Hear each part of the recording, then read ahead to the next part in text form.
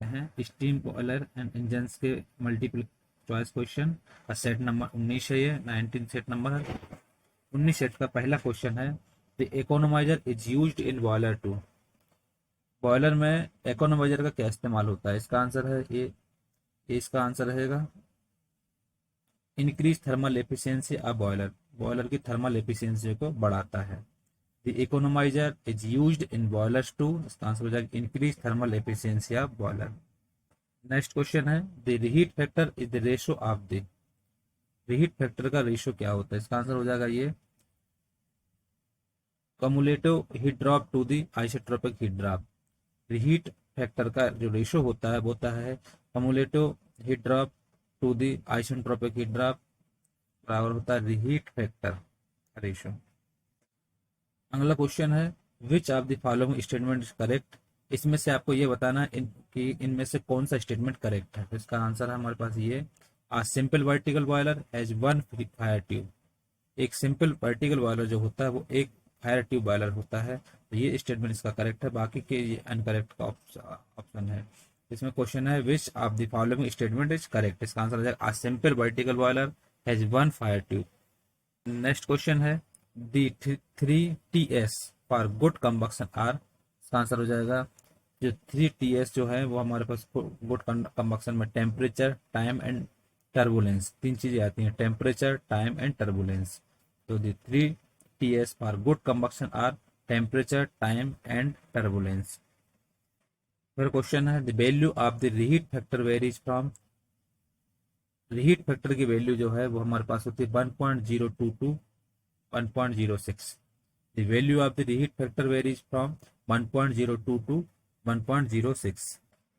Next question है, cut off governing of steam engine is a method of controlling the engine output by वेरियंग।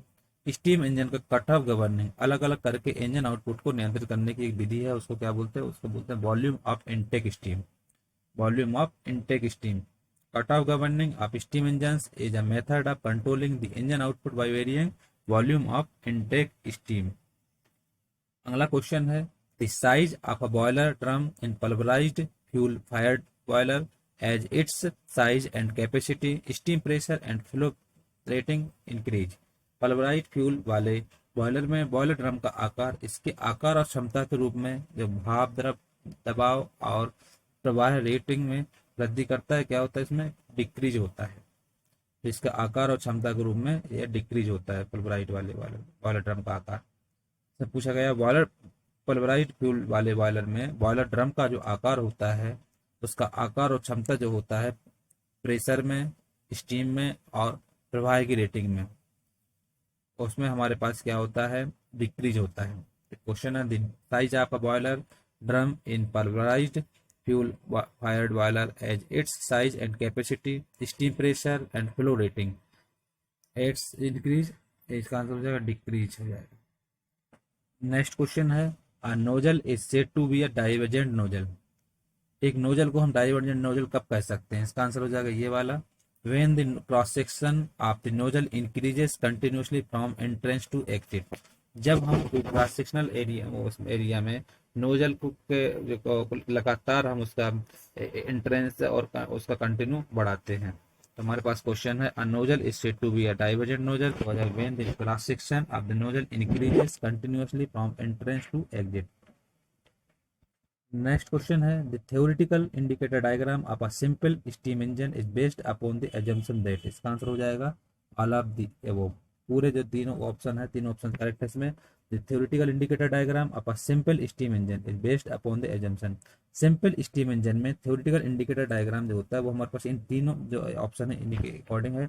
There is no pressure drop due to condensation. Condensation में जो इसका pressure drop होता है वो नहीं होता है।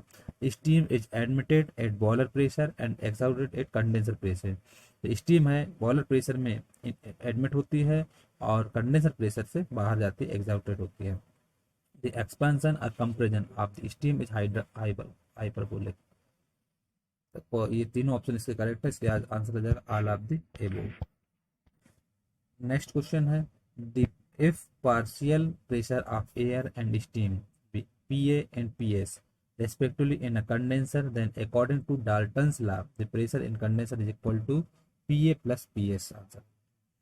यदि पार्शियल प्रेशर एयर और स्टीम का हमारे पास पार्शियल प्रेशर PA दिया हुआ एयर का पार्शियल प्रेशर और PS दिया हुआ स्टीम का, तो उसमें हमारे पास कंडेंसर में अगर देखें तो डाल्टन्स लॉ के अनुसार प्रेशर का कंडेंसर में बराबर क्या होगा, PA प्लस PS रहेगा। हमारे पास क्वेश्चन है a partial pressure of air and steam be PA and PS respectively in a condenser, then according to Dalton's law the pressure in condenser is equal to PA plus PS। अगला question है in turbines the fluid undergoes a continuous steady flow process and the speed of flow इसका answer very high. Turbine में fluid में जो continuous अगर study flow process देखें तो उसका स्पीड फ्लो क्या होगा, वेरी हाई होगी। क्वेश्चन है in turbines the fluid undergoes are continuous steady flow process and the speed of flow is very high. अगला क्वेश्चन है the high steam and low water safety valve use to blow off steam when the answer both A and B. जब high steam और low water safety valve हो तो इसके लिए हमारे पास ब्लो ऑफ का स्टीम के लिए हम क्या करते हैं, आ जाता है steam pressure exceeds the working pressure और water level in the boiler becomes too low. ये दोनों ऑप्शन इसके करेक्ट ले आ जाएगा option C both A and B. Next question है on Mollier chart free expansion और throttling process from high pressure to atmosphere is represented by answer horizontal straight line. Molière chart में free expansion में अगर देखें throttling process में high pressure से atmosphere pressure में जो रिप्रेजेंट करते हैं वो होता है हॉरिजॉन्टल स्ट्रेट लाइन में होता है। On Mollier chart free expansion or throttling process from high pressure to atmosphere is represented by horizontal straight line। अगला क्वेश्चन है the critical pressure gives the velocity of steam at the throat इसका answer हो जाए equal to the velocity of sound. Velocity of steam अगर हम throat में देखें तो क्रिटिकल प्रेशर बराबर होता है equal to the velocity of sound, velocity का साउंड उसके बराबर होता है। तो क्वेश्चन है the critical pressure gives the velocity of steam at the throat equal to the velocity of sound।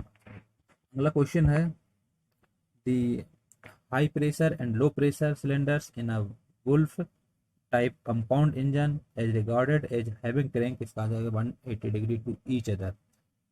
प्रत्येक से 180 डिग्री रहता है the high pressure and low pressure cylinder।